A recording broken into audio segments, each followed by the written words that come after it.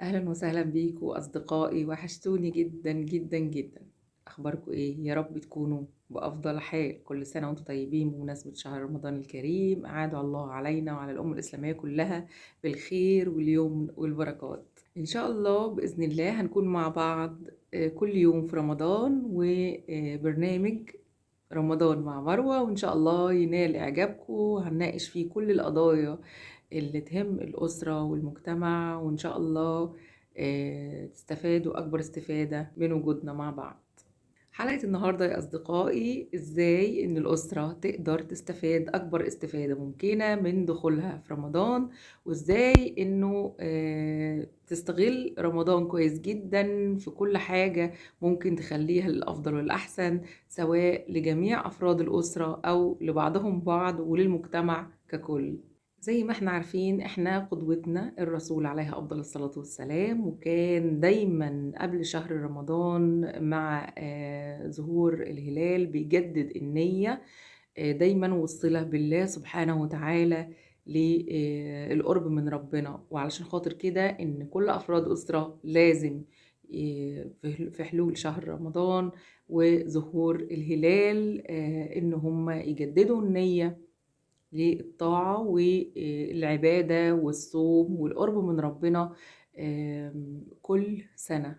يعني رمضان هنا دايما هو إنه تهيئة النفوس للطاعات والعبادات وتجديد النوايا، وكمان تنظيم الميزانيات، علشان خاطر طبعا شهر رمضان هو للعبادة، مش علشان خاطر دايما مشتريات كتير أو أكل كتير أو تلفزيونات كتير. لا طبعا خالص، هو شهر عبادة وقرب من ربنا وتجديد نية لله والطاعة لله.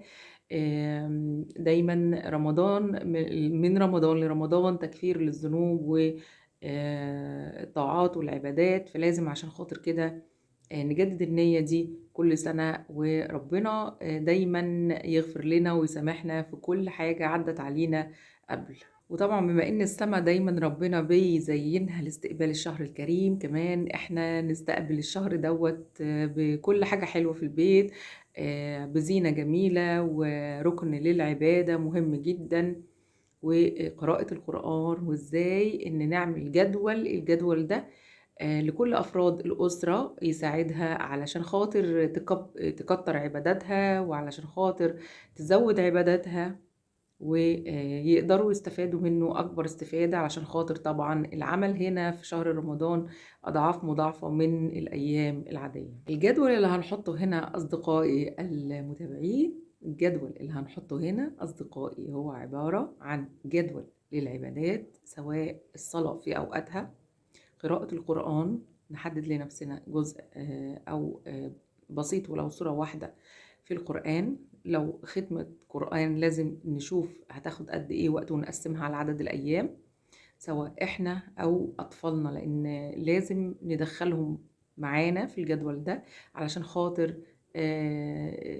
نفوسهم، وعلشان خاطر روحانياتهم. ده مناعة كبيرة جدا جدا جدا لأرواحنا قراءة القرآن، وكمان علشان خاطر يبقى فيه تراويح ويبقى فيه تهجد ويبقى فيه روحانيات عالية، ويتعلموا دايما ويتعودوا ان روحنا دايما تستمد طاقتها من ومناعتها من القرآن ومن العبادات ومن الروحانيات اللي لازم تكون في شهر رمضان المبارك، وحتى في الأيام العادية تحميهم وتحفظهم من كل حاجة مش كويسة في الوقت ده. في الوقت ده لازم ندرب أنفسنا على الطاعة كويس جدا، ونستغفر ربنا كتير جدا جدا جدا، سواء احنا أو أولادنا، علشان خاطر إنه الشهر ده شهر عبادات وشهر روحانيات عالية، بنغسل نفسنا بمعنى الأصح من كل حاجة مش كويسة ومن الذنوب، وربنا يتقبل منا ومنكم أجمعين، اللهم آمين يا رب. لازم نحط أهداف كويس قوي لينا احنا كبار ولأولادنا من بعدنا صغيرين، بحيث ان احنا نعمل جدول يومي. الجدول اليومي ده يتقسم ما بين طبعا عمل، وما بين انه عبادات، قراءة قرآن، صلاة، تراويح، عمل فطار مثلا في المطبخ، لكن يعني لازم نحدد الوقت ما يبقاش يعني كبير ونضيعه في مجهود كبير وطاقة كبيرة في المطبخ. احنا لازم نستفاد من الشهر ده أكبر استفادة ممكنة، عشان هو شهر واحد بيجي في السنة كلها. شهر فضله كريم جدا بإن احنا نعزز القيم والمبادئ عند الأطفال الصغيرين أو في المراحل العمرية المختلفة، علشان خاطر نعرفهم فضل الشهر ده وبركاته وفضل العبادات فيه، والصلاة على النبي عليه أفضل الصلاة والسلام، وقراءة القرآن والتراويح والتهجد والعبادات، وإزاي إن هو ممكن يأثر عليه طول السنة بعد كده. مهمة جدا جدا ان احنا دايما لازم اطعام طعام وعمل خير وزكاة الفطر قبلها.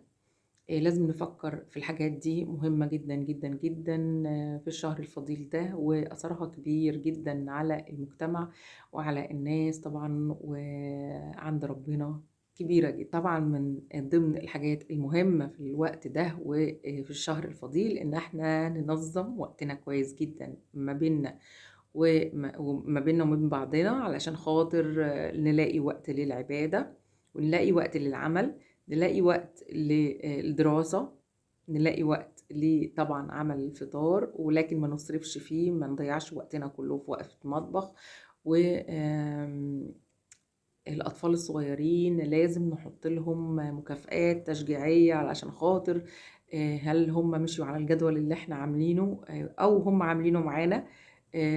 لازم وضع مكافآت، عشان الحاجات دي بتفرحهم جدا جدا جدا، وبتشجعهم ان هم دايما يقدروا يقدموا الأفضل والأحسن في الشهر الكريم. وكل سنة وأنتم طيبين، ورمضان كريم علينا وعليكم وعلى الناس أجمعين وعلى الأمة الإسلامية كل